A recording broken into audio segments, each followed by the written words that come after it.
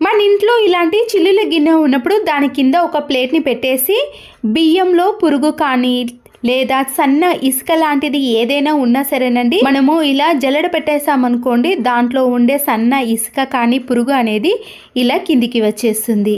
ఇలాంటి గ్రేటర్ ఉన్నప్పుడు టమాటా ప్యూరీ కోసం మనము టమాటాలన్నీ కట్ చేసి మిక్సీ పట్టడము, ఒక్కొక్కసారి ఇంట్లో పవర్ లేనప్పుడు ఇలాంటి వాటి కోసం ఇబ్బంది పడుతుంటే ఇలాంటి గ్రేటర్తో మనము టమాటా ప్యూరీని ఈజీగా తీసుకోవచ్చు. ఇలా చేయడం వలన టమాటాపై ఉండే తొక్క కూడా ఈజీగా వచ్చేస్తుందండి. నేను ఇక్కడ ఒకే టమాటాను యూజ్ చేశాను, కానీ టమాటా ప్యూరీ అనేది చాలా ఎక్కువగా వస్తుంది. మిక్సీలో వేయటం, దాన్ని క్లీన్ చేయటం అలాంటి పనుల కంటే ఇదే ఈజీ పని అండి.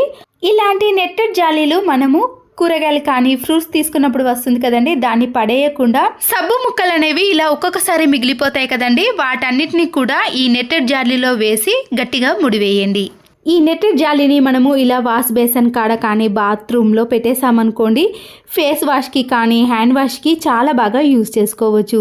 దీనివల్ల సబ్బు ముక్కలు అనేవి ఎక్కడ వేస్ట్ కాకుండా ఇలా వాడుకోవచ్చు. ఆయిల్ క్యాన్ అనేది ఇలా జిడ్డు పట్టినప్పుడు మనము చేతులు నొప్పి పెట్టేదాకా కూడా క్లీన్ చేసినా కూడా సరిగా పోవండి.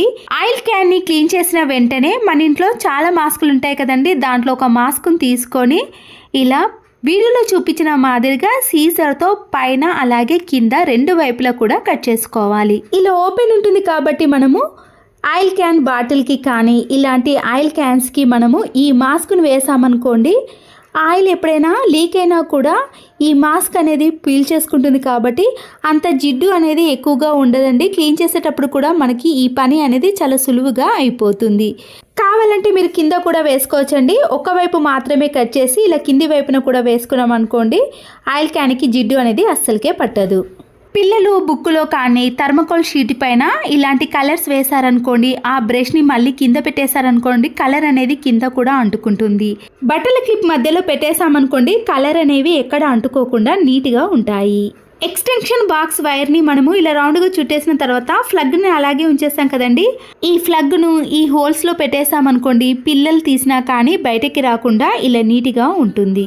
వాష్రూమ్లో కానీ కిచెన్లో ట్యాప్స్ అనేవి ఇలా సన్నగా వచ్చినప్పుడు ఈ ట్యాప్స్ని ఇలా ఓపెన్ చేసామనుకోండి, దీంట్లో ఉండే నెట్టెడ్కి ఇలా డస్ట్ అనేది ఎక్కువగా ఉంటే ప్రెషర్ అనేది చాలా తక్కువగా వస్తుంది. దీన్ని ఇలా నీట్గా క్లీన్ చేసి పెట్టేసామనుకోండి, ప్రెషర్ అనేది ఎక్కువగా వస్తుంది.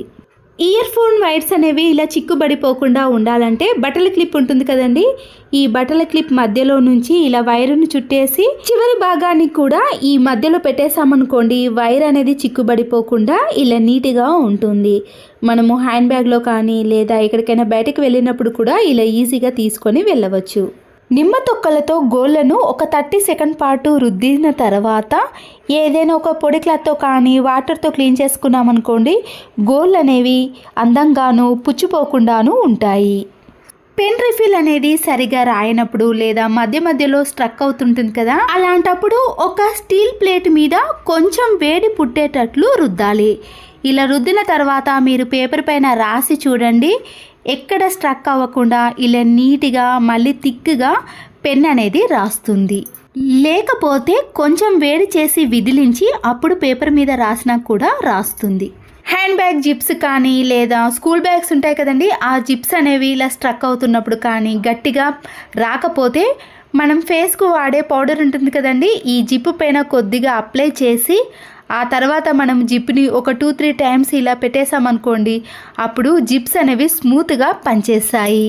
ఎండు ద్రాక్ష కానీ కిస్మిస్ మొదలైన పండ్లను లవంగాలతో కలిపి ఉంచితే అవి ఎక్కువ రోజులు నిల్వ ఉండటమే కాకుండా ఫ్రెష్గా కూడా ఉంటాయి. మరొక యూస్ఫుల్ టిప్, మన ఇంట్లో ఆయిల్ ప్యాకెట్స్ ఎన్నో ఉంటాయండి, అవి వేస్ట్ అని పడేస్తాం. కానీ సీజర్తో ఇలా పై భాగాన్ని పూర్తిగా కట్ చేసుకున్నాక టమాటాలు అనేవి ఎక్కువగా పండు బారాయి అనుకోండి, త్వరగా కుళ్ళిపోతాయి. వీటిని మనము ఇలా కట్ చేసిన ఆయిల్ ప్యాకెట్లో వేసి ఫ్రిడ్జ్లో స్టోర్ చేసుకున్నామనుకోండి, అవి త్వరగా పండు బారకుండా ఉంటాయి, కుళ్ళిపోకుండా చాలా రోజుల పాటు ఫ్రెష్గా స్టోర్ చేసుకోవచ్చు. సిలిండర్ అయిపోయిన తర్వాత ఇలా నిండు సిలిండర్ని మనము డైరెక్ట్గా ఇలా ఫ్లోర్ పైన తెచ్చామనుకోండి, లైన్స్ అనేవి పడుతూ ఉంటాయి కదా, ఇలా ఈజీగా మనము ఎవరి సహాయం లేకుండా తీసుకురావాలంటే ఇలా మ్యాట్ సహాయంతో ఈ నిండు సిలిండర్ని మనము ఎక్కడికైనా తీసుకెళ్ళవచ్చు. వాష్రూమ్ అనేది బ్యాడ్ స్మెల్ వచ్చినప్పుడు కానీ నీట్గా లేనప్పుడు ఇలా కొన్ని వాటర్లో సర్ఫును వేసి కోల్గేట్ పేస్ట్ని కూడా యాడ్ చేయాలి. ఈ కోల్గేట్ పేస్ట్ డైరెక్ట్గా కరగదు కాబట్టి ఇలా చేత్తో నీటిలో పూర్తిగా కరిగిన తర్వాత ఈ వాటర్ని ఇలా వాష్రూమ్లో వేసి మనము బ్రష్తో క్లీన్ చేసామనుకోండి, గారపట్టిన మరకలు కానీ ఎలాంటి బ్యాడ్ స్మెల్ వచ్చినా కానీ ఇలాంటి టిప్స్తో క్లీన్ చేసుకున్నామనుకోండి, వాష్రూమ్ ఎప్పుడు చూసినా కూడా చాలా నీట్గా క్లీన్గా కనబడుతుంది. ప్రతిరోజు పెట్టుకునే స్పెట్స్ అనేవి కిందికి జారినట్టుగా అనిపిస్తే 2 రబ్బర్ బ్యాండ్లు ఉంటాయి కదండి, ఇలా స్పెట్స్ యొక్క చివరి భాగాన 2 రబ్బర్ బ్యాండ్లను టైట్గా వేయాలి. ఇలా వేయడం వలన మనం పెట్టుకున్నా కూడా కిందికి వంగిన జారకుండా స్టిఫ్గా అలాగే ఉంటాయి. ఒక టిష్యూ పేపర్ని తీసుకొని ఇలా సీజర్తో కొద్దిగా మాత్రమే కట్ చేసుకోవాలి. ఈ టిష్యూ పేపర్లో ఇలా వెల్లుల్లిపై ఉండే పొట్టునంతా కూడా పెట్టేసి అది పడిపోకుండా ఉండటానికి ఒక రబ్బర్ బ్యాండ్ను వేసుకోండి. ఇలా మనకి ఎన్ని కావాలంటే అన్నిటిని ప్రిపేర్ చేసుకోవాలంటే ఇక్కడ నేను 2 ప్రిపేర్ చేసుకున్నానండి. ఇప్పుడు ఈ 2 మనము కబోర్డ్లో కానీ అలమార్లో కానీ బొద్దింకలు ఎక్కువగా తిరుగుతున్న ప్లేస్లో వీటిని పెట్టేసామనుకోండి, ఈ ఘాటైన స్మెల్కి బొద్దింకలు కానీ ఎలాంటి పురుగులు అనేవి ఇలాంటి కబోర్డ్స్లో దరి చేరకుండా ఉంటాయి. ఇలా సోడాను ఇలా ఒక ప్లేట్లోకి వేసుకున్నాక దాంట్లో కొన్ని వాటర్ని కలిపేసేయండి. పాడైపోయిన ఒక టూత్ బ్రష్ని తీసుకున్నాక ఇలా గోడలపైన పెన్ మరకలు కానీ కలర్స్ మరకలు కానీ ఏవైనా ఉన్నప్పుడు అవి మనము ఎంత రఫ్ చేసినా కూడా రఫ్ కావండి, దాంతోపాటు పైన ఉన్న పెయింట్ కూడా పోతుంది కదా. ఇలా బేకింగ్ సోడా వాటర్ని వేసి బ్రష్తో రాసామనుకోండి, ఆ మరకలు అనేవి చాలా ఈజీగా క్లీన్ అయిపోతాయి. దానిపైన ఉండే పెయింట్ కూడా అస్సలకే పోదండి, ఓన్లీ పెన్ మరకలు ఇలాంటి కలర్ మరకలు అనేవి తొలగిపోతాయి. ఖాళీ ఐస్ క్రీమ్ బాక్సులు ఉంటాయి కదండి, ఇలా దానికి రబ్బర్ బ్యాండ్లను వేసేసి దేనికి దానికి సపరేట్గా ఫోక్ స్పూన్స్ని, నైఫ్ని, సీజర్స్ని, గ్యాస్ లైటర్స్ని, పీలర్స్ని వేసామనుకోండి, మనకి ఎప్పుడు ఏది కావాలన్నా కూడా ఈజీగా తీసుకోవడానికి వీలవుతుంది. ఇలాంటి ఫ్రూట్స్ని తెచ్చుకున్నప్పుడు అవి త్వరగా పాడైపోతాయండి. ఇలా ఫ్రూట్స్ యొక్క కొనలకి లేదా మొదల్లో మనము ఫాయిల్ పేపర్ని వేసి స్టోర్ చేసుకున్నామనుకోండి, 4-5 డేస్ అయినా చిన్న చిన్న పురుగులు వాలినా కూడా ఇలాంటి ఫ్రూట్స్ అనేవి త్వరగా పాడవకుండా ఫ్రెష్గా స్టోర్ చేసుకోవచ్చు. పూలతోటి డెకరేషన్ చేసుకున్నప్పుడు కొన్ని వాటర్ని వేసి మన ఇంట్లో ఎక్స్పైర్ అయిపోయిన ట్యాబ్లెట్స్ ఉంటాయి కదండి, ఆ ట్యాబ్లెట్ని కానీ లేదా అస్పిరిన్ ట్యాబ్లెట్ దొరుకుతుందండి, అది పువ్వులను ఒక 4-5 డేస్ పాటు చాలా ఫ్రెష్గా ఉంచుతాయి. ఇలా మనము ట్యాబ్లెట్ని వేసి పువ్వులను ఇలా డెకరేషన్ చేసుకున్నాం అనుకోండి, అవి వాడిపోకుండా ఇంట్లో చాలా రోజుల పాటు అలాగే ఉంటాయి. వాటర్ని వేసుకొని అల్లాన్ని ఒక 2-3 టైమ్స్ పాటు ఈ వాటర్లోనే ఇలా నీట్గా మట్టి లేకుండా కడగాలి. ఇలా ఒక 5 నిమిషాల పాటు బాగా నానబెట్టిన వాటర్లో నుంచి ఈ అల్లాన్ని తీసుకొని ఇలా వడపోసే జాలి ఉంటుంది కదండి, ఇలా స్టెయినర్తో మనము గట్టిగా దానిపై ఉండే పొట్టును తీసేసామనుకోండి, చాలా ఈజీగా వచ్చేస్తుంది.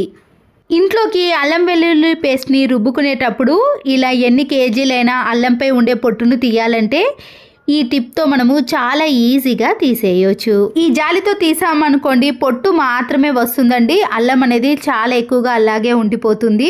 అల్లం అనేది ఎక్కడ వేస్ట్ కాకుండా ఉంటుంది.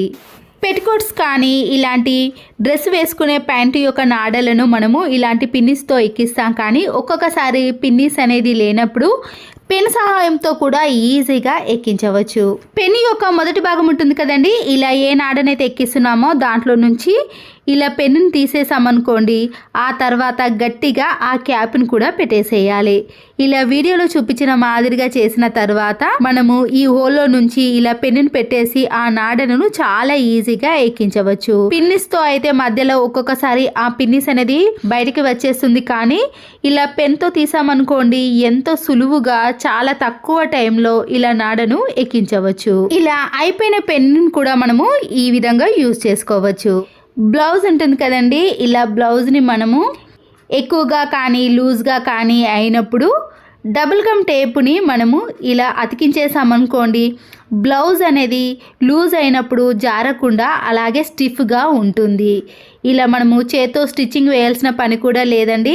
అర్జెంటుగా ఎక్కడికైనా బయటకి వెళ్ళాలన్నప్పుడు ఇలా వీడియోలో చూపించిన మాదిరిగా మనము బ్లౌజ్కి డబుల్ గమ్ టేప్ని వేసేసామనుకోండి, స్టిఫ్గా ఎంతసేపు అయినా అలాగే ఉంటుంది. ఒక చీపురు కట్టర్ని తీసుకొని ఇలా వేస్ట్గా ఉన్న ప్లాస్టిక్ కవర్స్ ఉంటాయి కదండి, దాన్ని ఒకటి ఇలా గట్టిగా ముడివేసేయండి. ఇలా ముడివేసిన కవర్ సహాయంతో ఇలాంటి చిన్న చిన్న స్పేస్ ఉంటుంది కదండి, దాంట్లో మనము క్లాత్తో క్లీన్ చేసినా కూడా మళ్ళీ ఆ క్లాత్ అనేది వేస్ట్ అయిపోతుంది, మళ్ళీ దాన్ని క్లీన్ చేయాల్సిన పని కూడా ఉంటుంది కదా. ఇలా బీరువా మధ్యలో కానీ కబోర్డ్ మధ్యలో ఎక్కడైతే మనకి ఇలా క్లీన్ చేయని ప్లేస్లో మనము ఈ చీపురు కట్టకు కవర్ని కట్టేసి క్లీన్ చేసామనుకోండి, మన పని అనేది చాలా సులువైపోతుంది. దీనికోసం ఎలాంటి దాన్ని యూజ్ చేయకుండా ఇలా పడేసే ప్లాస్టిక్ కవర్ని యూజ్ చేసామనుకోండి, మనకి ఎక్స్ట్రా పని అనేది అస్సలకే ఉండదు. ఇలా క్లీన్ చేసిన తర్వాత చీపురుకి పెట్టిన ప్లాస్టిక్ కవర్ని తీసేసి డస్ట్బిన్లో పడేయాలి. దీనివల్ల ఇలా చీపురు కట్ట కూడా ఎలాంటి డస్ట్ లేకుండా నీట్గా ఉంటుంది. ధూప్ స్టిక్ బాక్స్ ఉంటుంది కదండి, అయిపోయిన తర్వాత దేనికి పనికిరాదని పడేస్తాం, కానీ దీనివల్ల కూడా మనకి చాలా యూజ్ అయితే ఉందండి. ఇలా మధ్యలో హోల్గా ఉన్నది దాన్ని తీసుకొని ఇలా రెండింటిని సపరేట్ చేసుకోవాలండి. ఈ రెండింటిని కూడా యూజ్ చేసుకోవచ్చు.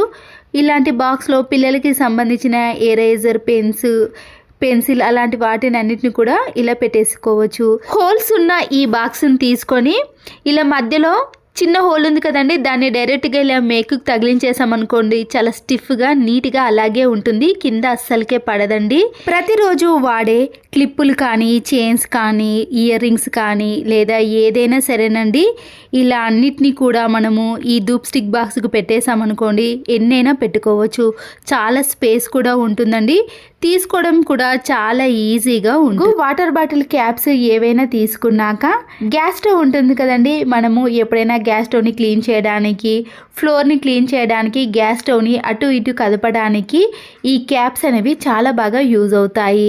ఒక్కొక్కసారి ఈ గ్యాస్ స్టవ్కి వచ్చిన రబ్బర్లు అనేవి స్టిక్గా అతుక్కుపోతాయి, కాబట్టి మనం తీయడానికి ఇబ్బంది పడకుండా అవి పాడవకుండా ఉండాలంటే ఇలాంటి వాటర్ బాటిల్ యొక్క క్యాప్స్ని ఈ లెగ్స్కి పెట్టేసేయాలి. క్లాత్ బ్యాగులు వస్తాయి కదండి, వేస్ట్ అని పడేయకుండా విండోస్ని కానీ ఇలాంటి నెట్ డోర్స్ ఉంటాయి కదండి, దానిపై పడే డస్ట్ను ఇలా క్లాత్ బ్యాగ్తో క్లీన్ చేసుకోవచ్చు.